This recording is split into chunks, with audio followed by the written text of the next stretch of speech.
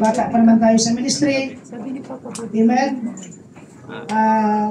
Diyos na lang ang magpatibay, magpalakas sa hapong ito, no? Amen. At ang subject natin ay about transform by renewing of mind. At mahalaga ito, no? Na makita natin na sa pasimula sa aral ni Pastor Val na mula doon kung ano tayo sa mundong ito, ay kailangan mabago ang kaisipan natin patungo doon sa programa ng Diyos o kalooban niya. Amen? Amen. Pero gayon pa man, ako'y nakikinig lang, iba't ibang the way kung paano i-approach ang congregation. Amen? Sabi ng scripture na may kanya-kanya tayong sukat. Amen. So, ngayong hapon, tatalakayin ko dito ako sa Book of Genesis. Amen. Para maintindihan natin. Kasi sabi nga, natural type spiritual. Hindi natin maintindihan ang makalangit na bagay kung hindi natin makita ang mga natural na bagay. Kasi nga sa Romans 1:20, kung paano ginawa ang mga bagay na malinaw, hayag. No? Upang makita natin, no? Lalo na yung kapangyarihan ng pagka-Diyos. Amen. Praise God. Kaya dito, tatalakayin natin na sa pasimula, amen, Genesis 1:1, in the beginning, God created the heaven and the earth. At sa Genesis 1:2, makita natin, ang mundo ay void, formless, darkness. Tama ba? Praise God. Ganun po ang mundo. Wala siyang, hindi maganda ang kanyang katangian. No? Wala kang makikita ng maganda. Kundi siya ay kadiliman. Walang forma. But yet, sa Genesis 1:3, anong sabi? Let there be light. So, magandang epekto itong sinabi ng Diyos na let there be light. At nakita natin ang evolusyon ng earth na ito ay bumabalik, praise God, doon sa dati niyang kondisyon. Amen? At yung dulo, no, bago niya inilagay si Adam, praise God, nagsitubo itong mga tanim na kung saan may layunin ang Diyos na mayroong binhi sa ilalim ng lupa. Kasi ang earth pala, hindi matatawag ng earth kung wala pala itong mga tanim. Kasi ang evergreen means green is life. Kaya nagkaroon ng buhay ang mundo. Kaya matatawag ang earth, kasi nga, I believe na familiar na tayo, na ang earth siyang tanging pinili ng Diyos kasi ang earth lang ang may buhay. Amen. At nakita natin, no, na kung saan, praise God, na itong doon sa wala, amen, chaos, deformity ay nag-transform doon, become a Garden of Eden. Na kung saan, itong lugar ay napakaganda. At ang Garden of Eden, ginawa ng Diyos, inilagay nga ang tao. Praise God, no? Na kung saan, nandun yung mga hayop upang mag-subdue ito si Adam. Praise God. Kaya nakita natin, no? Yung process ng Diyos mula sa wala, naging magandang, sabi natin, tanawin, no? Naging magandang isang lugar. Katulad nito, pag tumingin ka, napakagandang tingnan, pagpuno ng mga tanim at mga puno. Praise God. Amen. Pero kalaunan no? Kung paano nasira ang mundo, itong si Satanas, pinasok na rin, praise God, itong ginawa ng Diyos na si Adam at saka si Eva. At muli niya itong sinira na supposed to be, ang Diyos ay dapat mayroong mga anak na mga eternal. Ano ba? Nawala na naman yung plano ng Diyos na dapat ang mga tao, ang mga anak ay dapat eternal. Nasira na naman Praise God. Kaya dapat makita, kaya ang Diyos gumagawa lagi ng tatlo kasi 3 is perfect. Amen. Actually, Actually, ako gusto kong magbasa ng message. Kasi habang nagbabasa, ang Diyos nag-unfold para sa akin. Kasi minsan, limited lang yung isip ko. Lalo na sa mga terminology, hindi ko kaya kung, parang ano lang ba, yung kanto boy lang. Kasi ako, hindi na ako magaling sa English. Ngayon, mga bata pa lang, grabe na, ang tatlo kong anak, grabe ng English. Tinuturuan pa ako. Wala tayong magagawa, panahon nila ngayon yan. Amen. So, ganun po, ang nakikita natin na kung paano nasira na I believe na ang Diyos ginawa niya ang tao in the image and likeness of God. At ito po ay nawala.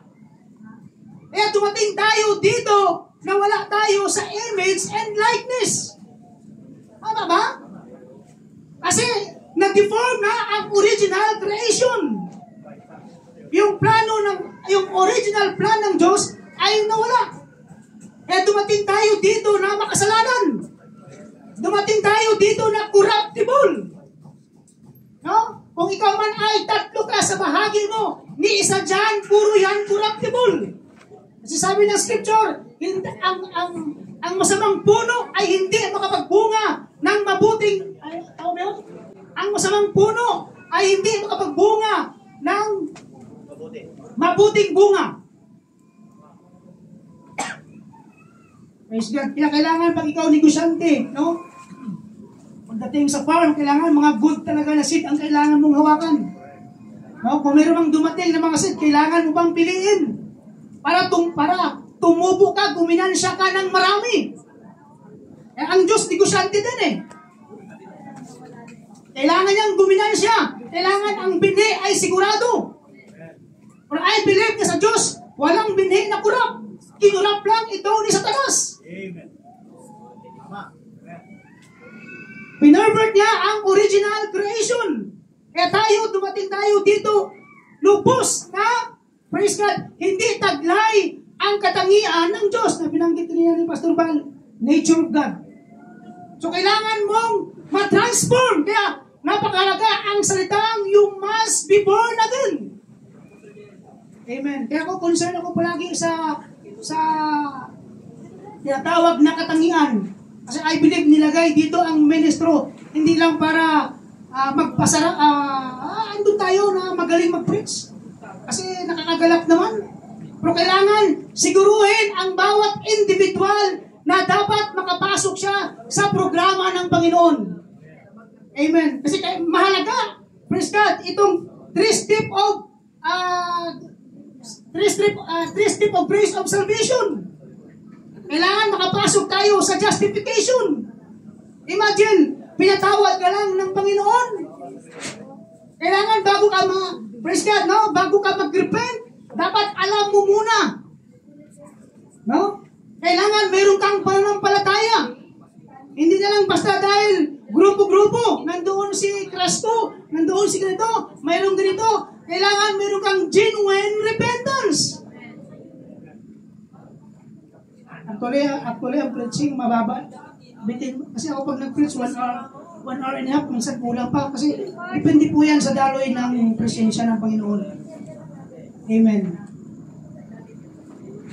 Kaya napakalaga na makita natin, kaya wala na tayo sa likeness and image of God. Kasi lahat ng ipinanganak ay makasalanan.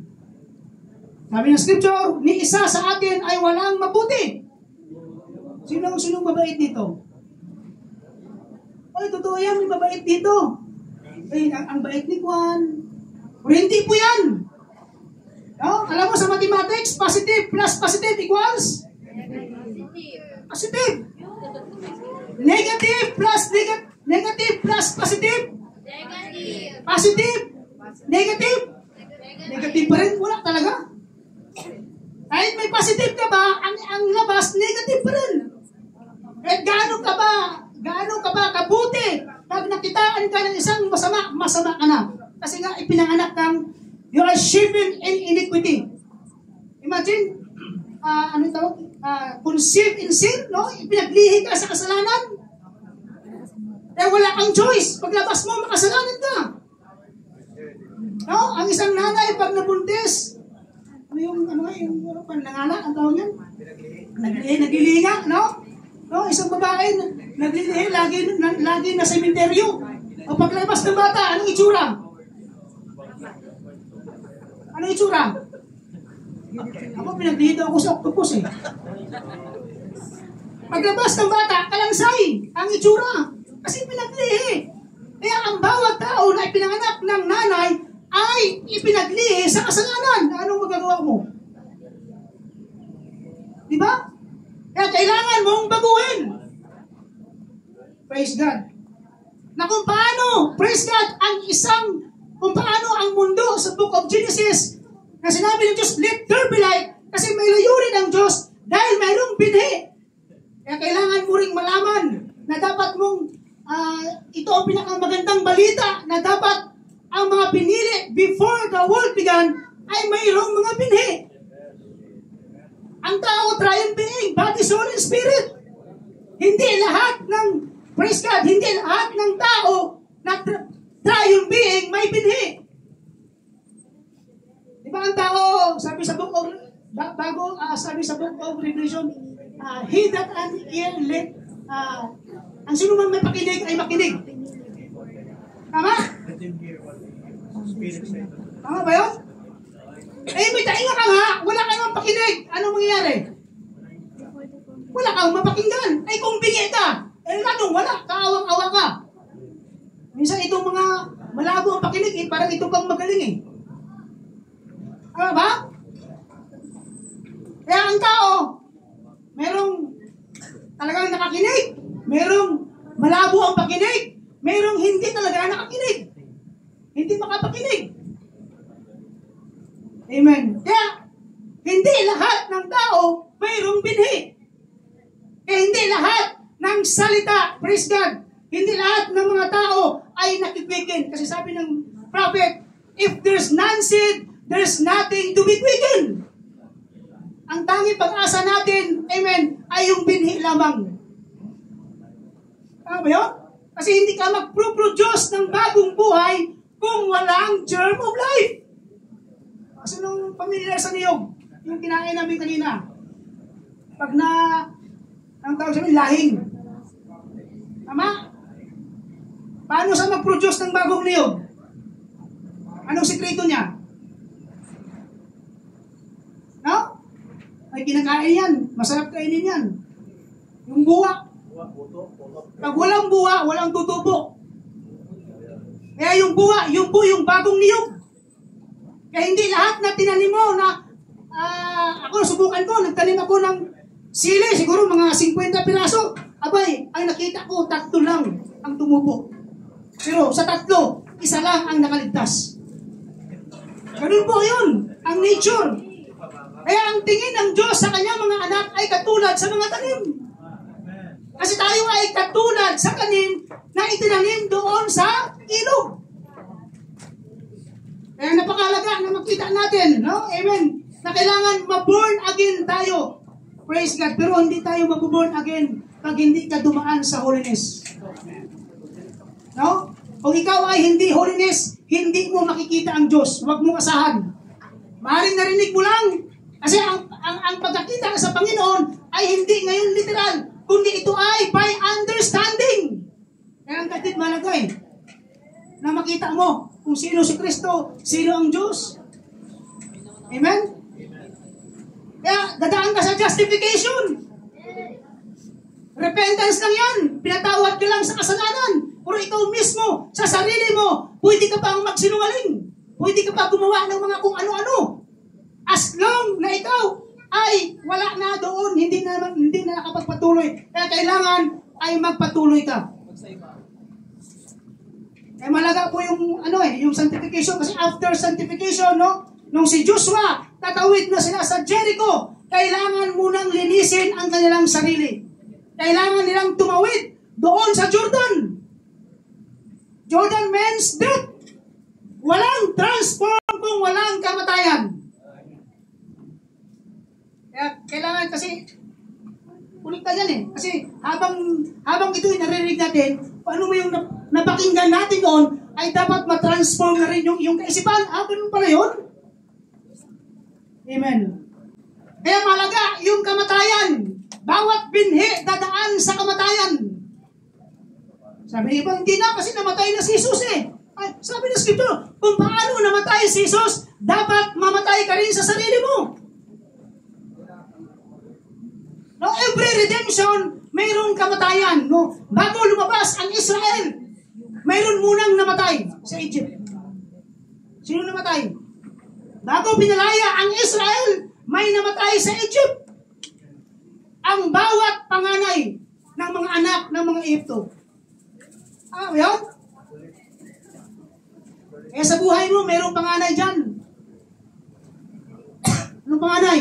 Yung first birth mo sa magulang mo. Panganay mo yan. Kailangan mamatay yan. Praise God. Amen. Kung may mga resunik eh. Hindi na kasi namatay ni Jesus eh. No? Ibinuhos ng dugo. Praise God. Eh sa atin, si Kristo namatay sa mystical body. Pero individual, kailangan danasin mo kung paano ang dinanas ng ating Panginoon. Amen. Kung babasahin ko lang yung subject na kung ikaw ba ang Diyos, no? Sa Book of Gideon, no? Praise God. Marami tayong makikita, no? Praise God. About kung paano praise God, tinatransform ng Diyos ang kanyang mga anak. No? Mula doon sa ating buhay na makasalanan, kung ano ang ating ginagawa, no? Kung ano ang naranasan, ano ang experience mo nung ikaw ay nasa sanglibutan pa. No? Gusto ko itasto kasi bago ako umalis, kailangan merong tumimo sa puso ng bawat dito, lalo na mga young people. No? Alam mo, pag bata ka pa lang, babae, may turok ka na dito. Lalo na mga Katoliko. Ako, nagturok ako niyan eh, pero anak na ako ng believer. Tuwing harap ko si mama, tatakton. Aba nang huli, mahuli ka pa rin. Nagpatato din ako, maliit lang. Tama? Kasi, na-influensahan tayo ng sanglibutan. Lumaki tayo sa tradisyon ng ating mga magulang. Amen. Praise God. So, kailangan, I believe, may mga pastor ng mga iglesia, no? Na silang may karapatan na talagang kung saan pa talagang i-grind ito. Amen. But anyway, no? Kaya kailangan makamit natin yung promised land. Kaya meron tayong hinihintay sa huling panahon na kung saan ang katawan na deformity, katawan na corrupted, ay dapat palitan ito ng katawan na hindi na mabubulok. Sino po ang umasa niyan? Amen. Ako po, pag may mga pagsubok sa akin araw-araw, no? Amen. Kahit anong yaman mo dito, praise God, may pagsubok pa rin. Amen. Kaya walang benta ang buhay. Minsan sabi ko, bakit dito ang buhay? Gising sa umaga, kain. No? Tanghali ka na kumain, alas 10, mamaya alas 12, kain na naman, luto na naman, nakakapagod. Parang minsan, paano talaga dito? Nakakapagod. Kaya iniisip ko na lang palagi, no? Lagi ako nagbubulay, no? Lagi ako nakatingala sa langit. Kasi tinitingnan ko ang pangako ng Panginoon. Dapat makita natin yan, mga young people. No? Gaano ka mang kaganda dito, gaano man, anumang mga bagay na achieve natin, gaano ka mang kakilala, no? Amen. Kung paano ka pinupuri ng mga kaibigan mo, walang kwenta lahat yan. Ang mahalaga dito ay, praise God, amen, nakuha mo ang pangako ng Panginoon. Pero hindi yan makakamit sa buhay mo pag hindi ka nabautismuhan sa Espiritu Santo. Kailangan masilyuhan ka. Sell means is a finished product. Meron nang nagmamayari sa iyo. Sino nagmamayari sa atin? Anong pangalan? Amen. So, dapat yun po ang makita natin. Kaya nga tinatawag tayo na Mrs. Bride. At yun lang po. God bless you all. I hope na-bless tayo.